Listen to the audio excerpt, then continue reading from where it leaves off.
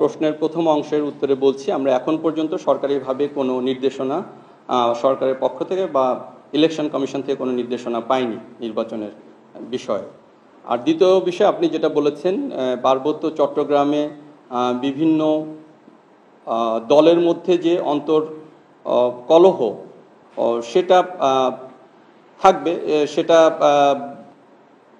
আপনারা জানেন যে কোনো দুষ্কৃতিকারী দল তারা এটা করবেই। এটা তারা চাঁদাবাজি বা তাদের বিভিন্নভাবে মানুষের কাছ থেকে টাকা আদায় করা, এগুলো তারা করে থাকে। তবে আমরা আমাদের যে কার্যক্রম, আমাদের যে অভিযান, সেটা আমরা জারি রেখেছি।